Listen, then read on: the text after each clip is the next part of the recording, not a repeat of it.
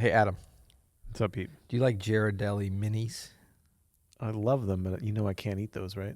Not keto friendly? No.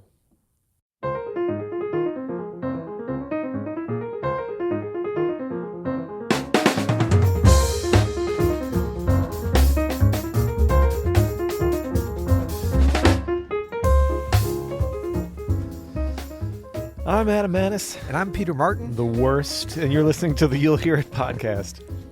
Daily jazz advice coming at you. The worst what? I'm sorry? The worst. Man, this guy. This is so little, though. Would this really this would push you over the edge? You know it will. I don't know. I don't even know what ketosis. I keep thinking it's gonna be something growing on the side of your head. Ketosis. I mean, I'm a grown man and I can handle it, but it's not nice. You're not as grown as you used to be. That's for sure. Today's episode of the You'll Hear podcast is sponsored by the Oxford American. The Oxford American is a magazine dedicated to documenting the complexity and vitality of the American South. Its award-winning annual music issue comes with a CD sampler and digital download. It's a must-have for any serious music fan. Recent issues have featured Thelonious Monk, John Coltrane, Nina Simone, and John Cage. Visit oxfordamerican.org/YHI. Today, that's oxfordamerican.org/YHI. And I just want to point out, you said it comes with a CD sampler, right? Yep. Just to let people know, because it's not like you were saying a CD sampler, like it was A something CD. Oh, of like ill repute. It's not. It's a CD, as in compact disc, for you youngins out there that don't know what that is. You ever spend any time in rural Minnesota? Minnesota. Yes. No, I haven't. I haven't. I mean, I've no. You know what they call CDs up there? Is St. Paul considered rural? Like as opposed to Minneapolis? No, not at all. Okay, no. Do they call CDs up there? What? CDs. CD. Aren't there parts of West County, St. Louis that speaking of similar? It's very similar, actually. Yeah. All right, what do we got today? Well, we're feeling good because it's Thursday. Did you know that? I did know Hump that. Day Hump Day is behind us. There you go. Change it up on you. We have a question here that came in via email from a user in Massachusetts named Gene. Oh, sorry, Man, I was this eating my is Ghirardelli. Big shout out to the Ghirardelli Chocolate Factory Company. Keep on churning out in San Francisco. These are tight. Stay calm. But dude, these are tight. Stay I'm strong. sorry, they're so little though. Okay. Vegan friendly hashtag. All right. Yeah. This was he called this hybrid chords, but what I really think that Gene is talking about is slash chords. It's something we touched on a little bit last week, but he says, "Hey Peter and Adam, I love the podcast and you guys keep it real for real." That's the truth. 100%. I have a question specifically on how to voice hybrid chords when it comes to soloing and what left-hand voicing to play. Should voicing include the bass note and or tension notes? In other words, should a C over F left-hand voicing use only notes of the triad plus the bass note, or can the voicing add tensions? Is that not the practice? Chord scale to use. That's a question. Chord scale to use for C over F, maybe one voicing could be more clustery from the bottom up, E, F, G, C, or F, G, C, E. Yes, that's one for sure. What do you think? Using hybrid voicings, which I think he means slash voicings, is what we call them here. Sorry, I was kind of another place. It was like Calgon, take me away with that chocolate. I wasn't listening. Can you repeat the question, please? No, I'm just kidding. So anyway, Gene, I'm going to just ignore Peter for I'm the going to rest of answer the all episode. these questions. He actually asked us something. I'm going to say yes, no. All right, you'll hear There it. you go. No, I mean, we talked about slash chords the other day, but we actually didn't address for pianists how to voice them in one hand, which is tricky. Yeah. I mean, it's not tricky, but there's several ways you could approach it. But I'm wondering if Gene and perhaps other folks, not just Gene in Watertown, big shout out to New England and the Massachusetts area, but if perhaps some folks are actually looking at what they're calling hybrid chords as different as what we think about as slash chords. Well, he specifically says C over F. So I know, but that doesn't mean he's not thinking C triad over F triad. No, I think he means the way he's describing them to me seems like the voicings he proposes, like F, G, C, E. Yeah, as a voicing, that is C over F. Right. Which I think that's what he means when. So I think he's really talking about slash chords here. From bottom to top. Sorry, to top. And even the other one, which is E, F, G, C, in like a closed position, that's a C triad with an F in it. So I think he's actually onto something there. Like that F, G, C, E, that's something I would play if I saw C over F. Yep. You want to put on the cans? Should I put on the cans? Should we hit a little key station action? Let's hit the keys. Oh man, I can't wait to hit the key station. Kidding me?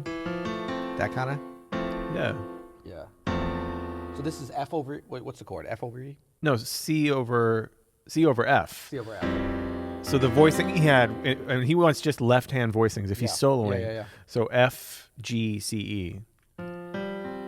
That's a nice one. It's a really nice one.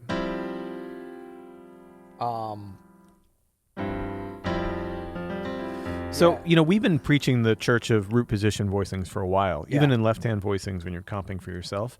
And I think there's no better opportunity to do that than in these kind of slash chord situations, because the real sound of the chord, more than even, I think, like a C minor 7, is that tension of the triad over the root. Yeah. Actually, this might be more applicable to, would you consider that a root position? Yes. Or you just mean that the root is on the bottom? I mean the root is on the bottom. But that C is like second inversion. It's not root position. No. I'm not talking about the triad. I just mean having the slash, having the bass note on the bottom. Yeah. And then some inversion of the triad above it is the way I would. It's probably the way I default. Yeah. And that's really kind of your only option. You could do that. Unless you can That's reach. actually not bad. That's good. This is ninth. But I think that, this is a voicing that I use a lot. D minor 11. Yeah. So that's something that definitely feels good, sounds good. I'm kind of like, in there in a number of different keys. But let's say there's another common one like C over B flat. Yeah. How if you were to voice that comping for yourself in your left hand. Well, for that, if it depends really stylistically. If it's kind of like a swinging thing, and you get to a C over B flat, you kind of know that the bass player is going to be doing a lot of B flats and C's, basically. And not because they don't know that, but they may not be outlining all that, almost going. It's usually in context of going somewhere, too. Exactly. Yeah. Like someone, like maybe that or something. Exactly. Yeah. So for me, on those, I actually go a little bit off reservation and start thinking kind of G minor 7-ish. Like those kind of things. I know that's not officially that, but they're things that can shift back and forth between that C and B flat. Because for me, like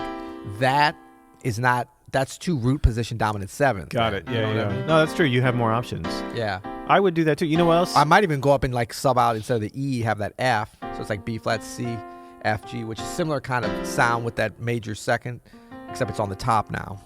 So often, too, these slash chords appear in pedal point situations, in which case, if there's a bass player, that's usually their job to hang that pedal. Yeah. And then it's our job to kind of do those inner voicings. So, like, let's say you have an F pedal, and you're going between, like, E flat, D flat, which is something that could happen.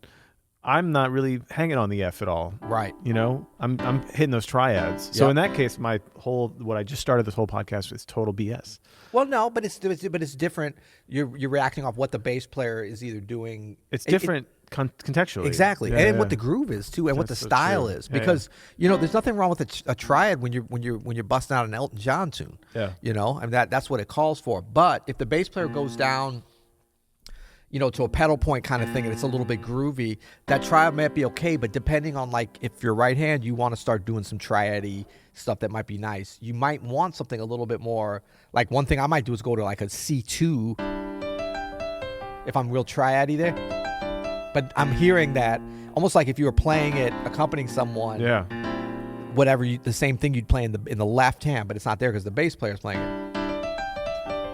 I mean, on this thing, it sounds corny. Everything sounds corny. Everything sounds Maybe corny. It is corny. I don't know. There's a general rule though in orchestration about voicing chords that if the bass note, if it's a slash chord, let's say it's a C over E, that you wouldn't play any other. If it's a third, if the third is the bass note, you wouldn't play a third on top of that third.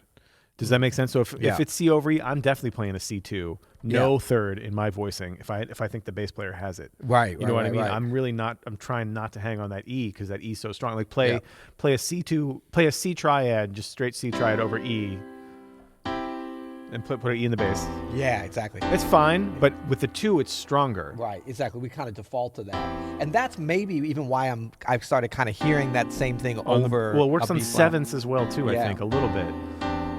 But I know in classical orchestration, like you're really not supposed to put. I'm not supposed to. There's no rules or whatever. Well, you're not supposed to play C over B flat in classical. Come on now, buddy. No, but in general, like if the third is on the bottom of a chord, you don't do it above that octave. Right. You keep it low. Yeah.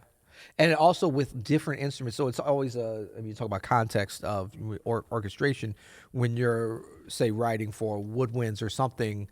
we think about it as like this monolithic thing, like a saxophone section, which is even different. But with woodwinds and stuff, they can be really effective because you might have the piccolo or flute on top and then clarinet, oboe, English horn and stuff. And it's very easy as pianists to think, okay, we're going to put these voicings. But those instruments sound different. They are different. Yeah. And some of these things that we can stack up in a way on the piano don't work in that kind of situation. I would say that if you go rootless for this, if there's a bass player and they have it, don't feel like you have to include that bass note in your triad. Exactly. Yeah. Exactly. But if you're going to go rootless, make sure you're at certain beaches in France where it's allowed. Okay. And generally in the U.S., it's not allowed to go rootless. Okay. There we go. There we go. Well, thank you, Gene, for the question. It's a good question. And It's I'm glad we talked about it. One, I think it speaks to kind of a little bit of what could be perceived certainly as a problematic thing because it's hard to find things that sound good in these situations. But it's almost like a half diminished, we kind of struggle with that and different good voicings. But once cool. Oh, you're cool. Okay. No, I mean, I'm trying to, the royal we. These are not the universe. Like it's not the easiest of situations. Yeah. I mean, like a minor 7, rootless or rooted voicing. Like we can just lay out like 8, 10 different standard ways of playing, and then some cool ways on top of that. But just some standard ways that sound good, Yeah. Whereas with these, you have to be a little bit more inventive, and also move things around because you're gonna, as you mentioned earlier, often encounter these in pedal point situations. That's a great opportunity to, like, if stylistically you don't want to be sitting triad, but the bass player's kind of going there. Triads can always shift around to give them a little bit of ambiguity and tension and stuff. Yeah, I mean any there. shape where you keep that shape, it can be moved around in that same shape, and because the structure of the shape stays the same as you move it around, there's some kind of consonance to it, even though it's dissonant. Triads are the most obvious example, but you can do that in fourths. You can do that with whatever cluster you feel like. Yeah, but because they are so obvious in triads, and a slash chord often is including that triad, it is a triad on top of it most of the time, right? Yeah. Then we can turn a negative into not a negative, but just something that's playing into a positive, in that we can shift it around more than we can other more complicated structures because everybody's just focused in it and can hear that triad. Yeah. So use that to our advantage and get inventive. What was a game changer for me for solo piano playing was starting to really incorporate slash chords in my improvising on my voicings. In other words, like not everything has to have the root on the bottom, but using like getting familiar with the third on the bottom, the fifth on the bottom, especially for like dominant chords. Yeah. It really can help with voice leading and help create interesting bass lines so that you're not just reliant on the root. Especially if you're doing things not in a walking feel or whatever. Yeah. But working on 2 5s in slash chord situations, the 7th on the bottom, like all that kind of stuff is very helpful. Now, that was a game changer for you. Did you incorporate that into your St. Louis Cardinals hit from last year entitled Game Changer? I did. Voicings? I did actually do. There was a couple of moments. Nice. Google it. All right. A reminder, too, for our listeners that for a limited time, You'll Hear It listeners can subscribe to the Oxford American for only Oxford American. Yes, I shouldn't flub the sponsor's name. No. For only $25, visit oxfordamerican.org/YHI to subscribe today. Yep. Good stuff. Yeah. I think we have some ratings and reviews. I've been derelict all week, and we are coming. I'm feeling a little bit of pressure. We have a subset of listeners who actually love listening to you read ratings and reviews. And we have a larger section that hate it and are turning their Are you serious? Wait, I don't know about this. Yeah, are we going to name names? We're not. Well, we know some people personally who say. Oh yeah, well that guy we know. He's our friend. Okay. First of all, we haven't said this in a while, but we do ask when you leave us a rating and review that you do give us 7 stars. We do. We remind you that it's impossible on all forms of rating and reviews. I'm not willing to accept that. I'm an optimistic guy. But you can write in 7 stars, and that's what we ask. At least. Because 5 stars isn't enough. That's right. We have our lists of 7 steps to heaven. We're bringing the fire. We're bringing 7 stars. We're not bringing 8. So we're not asking for 8. We're asking for what we feel we're delivering in terms of C major 7 over G, baby. That's what we're talking about. That's what I'm saying. Yeah. So this is from Soirée Fiasco from France. That's a great name. Soirée Fiasco. And the 5 stars. Stuck into this. France is more restrictive on their rating systems. Apparently, that's okay. We love you. Okay, all right. C'est la vie. And comment allez-vous, mon frère? Okay, amazing podcast. That's my morning routine. Coffee with You'll Hear It. I kind of like that. Coffee with You'll Hear It. Sorry, but the fact that this is about 20 minutes makes me finishing the podcast almost every time in the toilet area. But don't worry, this is a very important part of my routine. Keep going. I forgot to say there was some potty language literally in this, but I didn't write it. So take that for what you will. That's got to be a given, though. We're doing a podcast. It's going to be listened to in environments that we're probably aren't thinking of. But this is the thing, 20 minutes. I don't think that's... Do we ever hit 20 minutes, Andrew? Oh, he says yes. Okay. Producer like says frowns yes. and says he says, okay. So I was going to say, I didn't think... But, sometimes when you're in the bathroom, it's like time stands still, So I think that's enough for this week, right? We only have that one? Are you serious? No, we have some other ones. All right. Okay, I'll give you another one. And then tomorrow I got a special surprise at the end. We're not going to do ratings or review, something else, but you got to tune in tomorrow. Right. Amazing smiley face. It is definitely the greatest podcast for piano players and from another top pro pianist, and definitely for all levels. But all the others can find tons of useful and great advices about how to win, what exactly, and why. Respect from R.D. Mario from Ukraine, and I've read that one before. Sorry about that. That was such a good one, man. I love it. It's all good. I wonder why people hate this part. I want to hear about that in a second, but till tomorrow, you'll hear it. All right, and don't forget to send in your tunes. If you want to hear your tune on a You'll Hear It episode, you can send that to Andrew at openstudionnetwork.com. Today's tune is from Octavi Coronado, and it's Octavi's version of On the Sunny Side of the Street.